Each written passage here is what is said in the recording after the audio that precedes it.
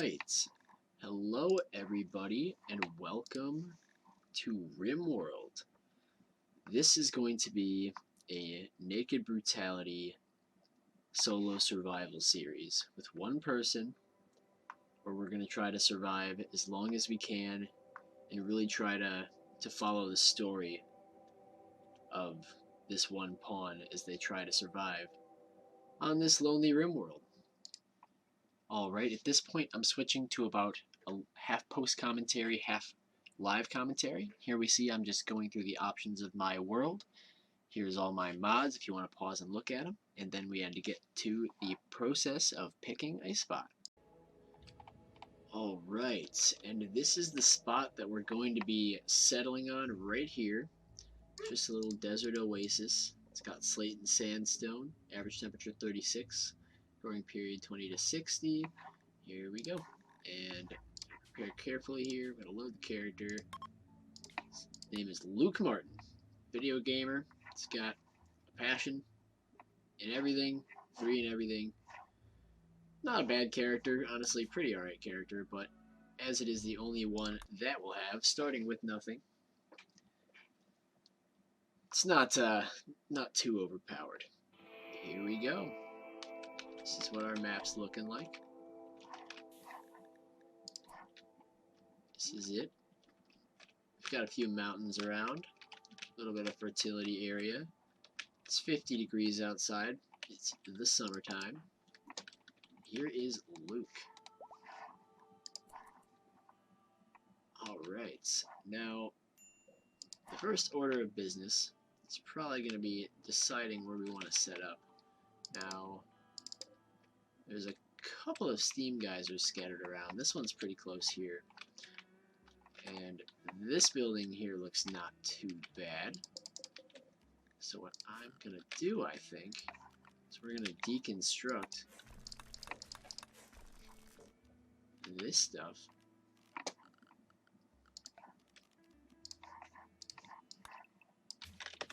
And I'll have Luke get to that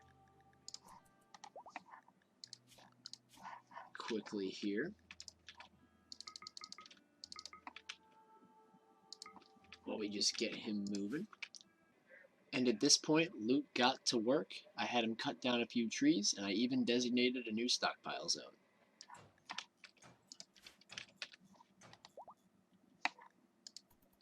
See, Luke gets to work on breaking down a few of these marble columns and the steel walls. And once he is done with that, he should start to haul everything inside. I guess he's going to work on cutting down the trees first. Not exactly a bad thing. That is definitely important. It's how he's going to acquire a meal. Alright, there we go. Everything's getting hauled in. Now, how many blocks do we have? 30 marble. Might be pretty good.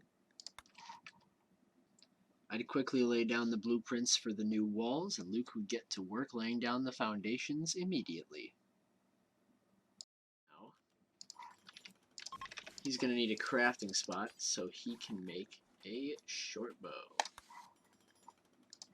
That is going to be his survival. So while working on the walls is all fine and good, he's already pretty low on food, so I want him to get going on that.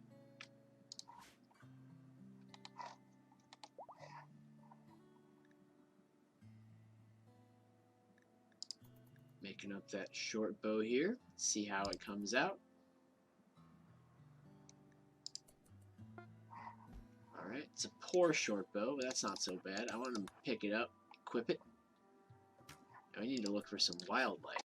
At this point, I decided Luke's best course of action was going to be to hunt a mare that he had seen in a distant field.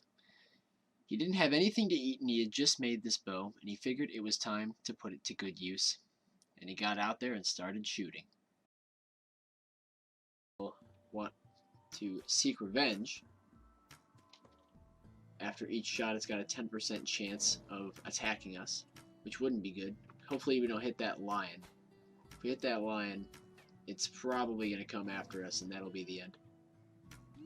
Now, as I had expected, the mare did seek revenge against us for shooting at it. And as I quickly checked its stats, I found out we were much faster than it. So effectively, I could just run back with Luke and have him shoot at the mare once he got to a distance. It worked pretty well. We got a few shots off. Be going down any second here. Bam. Alright, Luke, you got it. I want to make sure that we can store animal corpses in here. And then I want Luke to haul it while he's out.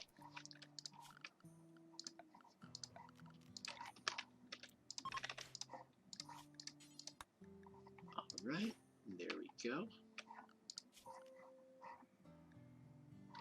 And tomorrow, Luke can come chop some of these trees, get some wood. Doing a little stargazing right now.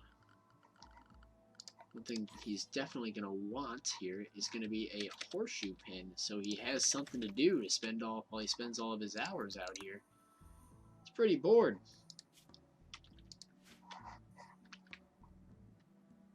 Once he wakes up, we'll have him butcher up the stallion, have a meal. I would rather, honestly, get a fire going before that, so maybe have him cut these two when he wakes up here. Once morning came, Luke would do just that. He got out there, started chopping down the trees, worked on the walls for a little bit before getting started on the campfire. Walls, we'll put those in. Here,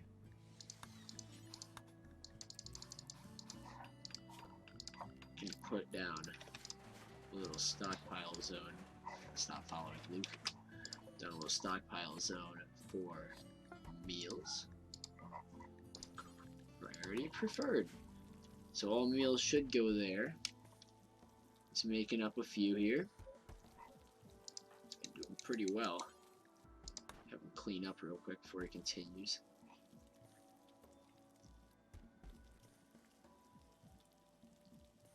Here we go. There are a few simple meals, so he has something to eat for the coming days. Now, with his meal taken care of, Luke decided to hunt up another one of the stallions in order to acquire its leathers. With the leathers in tow, he could finally make himself something to wear. When he woke up the next morning, Luke would get to work, cutting down trees, building the electric tailor bench, and just a few minutes later, getting to work on a tribal wear. He would work at the tailoring bench for a few hours before he finally finished. They're a good tribal wear. Let's put those on, Luke. And there we go. Luke has something to wear. At this point, it was time for Luke to shift his focus. He had something to wear, and he had a warm place to sleep. But now he had to get some sort of long-term food going. So he set about setting up a growing zone. A few minutes later, he decided that he wanted to make the area he was living in just a little bit nicer to look at, and there was a lot of torn down walls all around. He did have a visitor come in. It seemed like it was a drug addict who didn't necessarily like to sleep, at least as that's what Luke got out of him.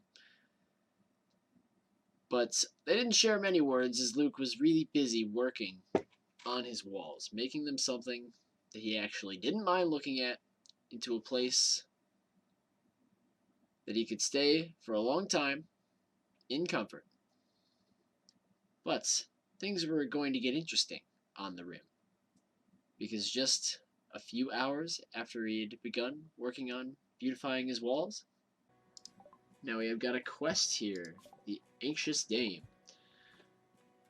Arethusa Corticos, a dame of the Red Empire, is calling from nearby. She's being followed by an angry sphinx. She says that she only wanted to see the landscape on a quick walk and never expected such a deadly threat.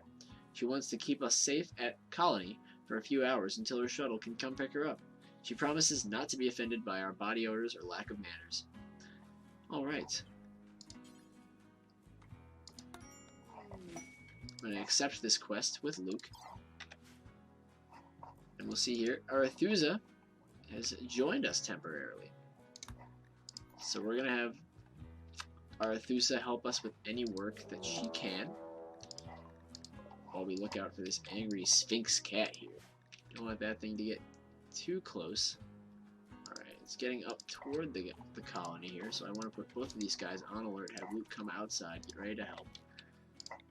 Burden it with Arethusa's psychic powers, and have Luke get to work.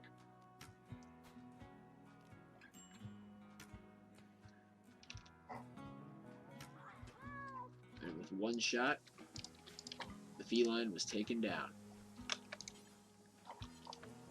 Arethusa quickly began to help work on the walls, now that the goose was taken care of. Now, with the threat taken care of, Luke and his new guest began to work on the walls. The shuttle to pick up the royal had arrived, but due to gratitude for Luke helping her out, she decided to stick around for a little while and help improve the humble man's walls.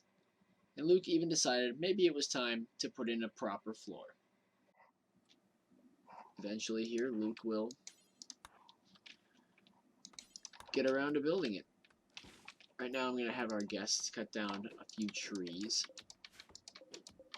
in the hours that they had left here.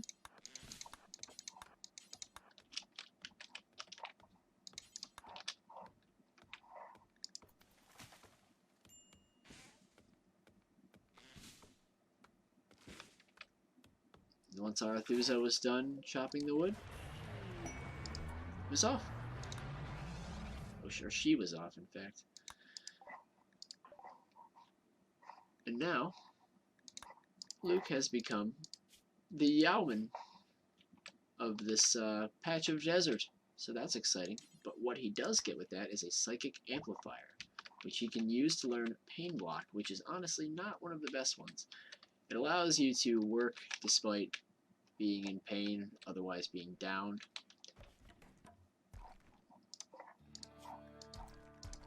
I've never actually seen it be that effective. With his new psychic ability in tow and his guest gone, Luke got quickly to work on the floor. And when he discovered he had a bit of an extra wood stockpile left over, he decided the best thing to do would be to make it in to someplace comfortable to sleep. He was done sleeping on the ground. Luke got himself a bed made. It wasn't the best bed. I had certainly seen better. But then again, it wasn't supposed to be fantastic. It was just somewhere that Luke could lay his head down at night. And he figured maybe on the next day, he would set about getting the resources required for a dresser and an end table. He even found a sandstone table outside while he was meandering around and figured maybe he could bring it inside his little house, have a nice place to eat. Right, and on the next day, Luke got to work, deconstructing the floors, the nearby building, even taking the table for himself. He'd put it in over by the fire. The next day, Luke spent his time gathering up a stockpile of wood. He figured he'd need it for the fire, as well as for a stool he was planning to build nearby.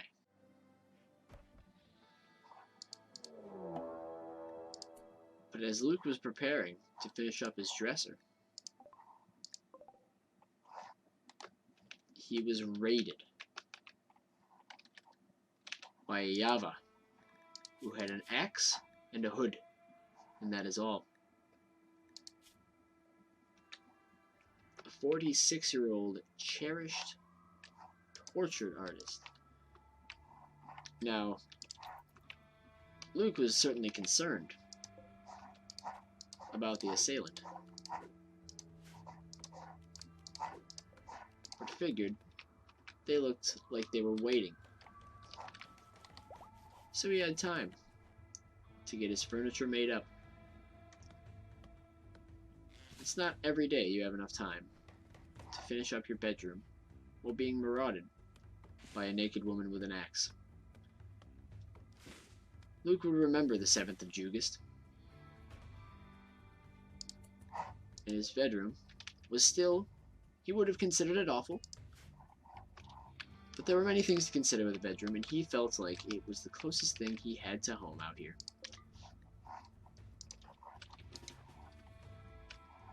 Now, Luke decided it was high time the fight begun with Hayaba.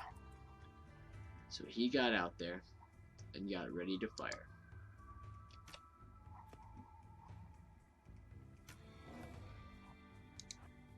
He had to back off. His first few attacks had missed Yaba.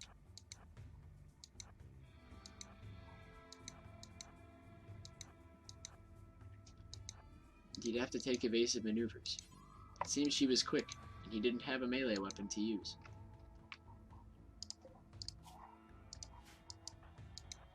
Luke figured his only chance, maybe try to aggro this lion, which worked like a charm.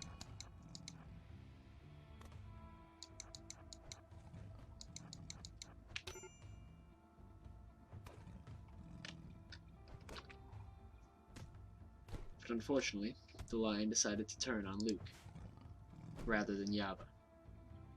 And a fight broke out between the two as Luke laid there, in a pool of his own blood. The lion was the one to come out on top, over Yaba and Luke. And both now, having felt foolish of going against each other, bled to death on the sand near the lion. Neither of them could move, though they would have surely liked to.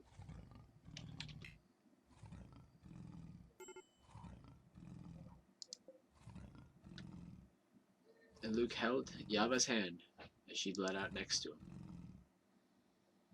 as he slowly lost consciousness and bled out shortly after.